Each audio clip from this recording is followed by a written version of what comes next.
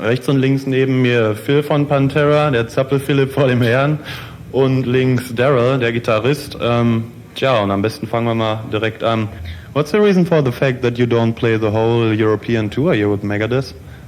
Because we want to go home for Halloween. Yeah. That's the real reason, or what? Yes, absolutely. Is it so special to play over there at Halloween? No, we're not playing. You want to do a Kiss show, or I what? want to dress up like Ace Frehley and get drunker and shit and call all my friends over and shoot fireworks off and shit. I'm serious.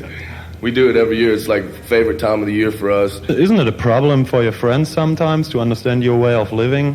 When you're on the road constantly, isn't it hard to keep the contact still alive? Phone bill sucks. Postcards never get there until I get home.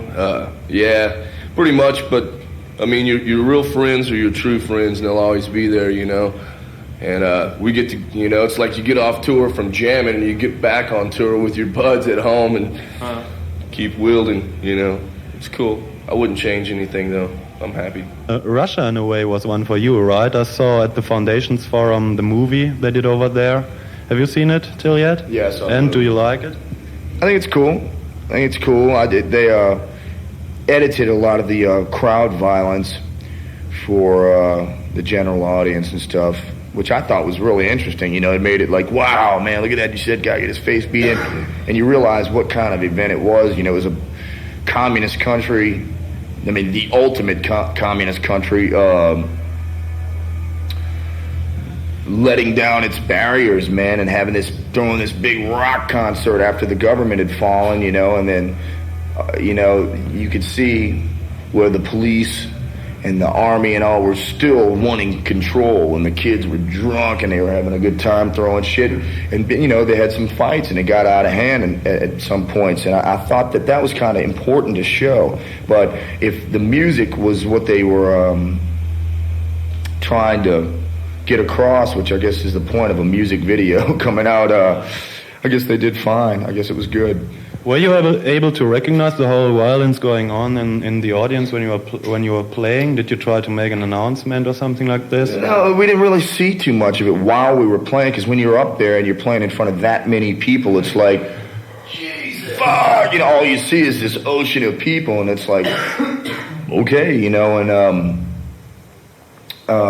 you didn't really see it till afterwards, and they said, you know, they come after the show and like the record people will be going, oh my God, there's people that are hurt out in the audience and they're bleeding, and the police are just beating the shit out of somebody. And, you know, we'd watched her in Metallica's set, and they had some kids getting pushed around and shit with these big sticks, man, these big rubber sticks, and boom, hit right in the legs and shit, and cracked right on top of the head, and bottles were flying and glass was breaking everywhere. The last thing I would like to talk about is the song you recorded together with Rob Halford.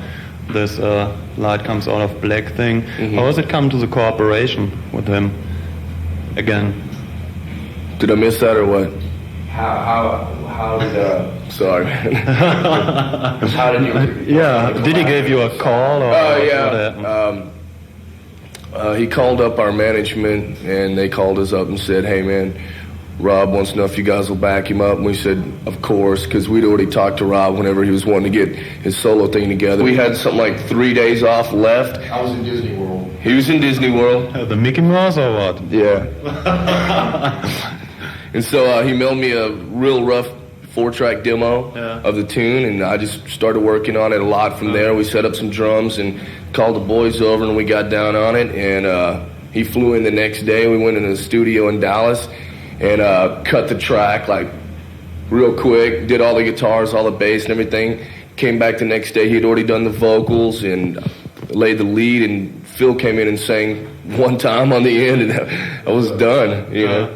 I want to say that it was really tough on my throat to sing that full 5 minutes, man. I really depressed me.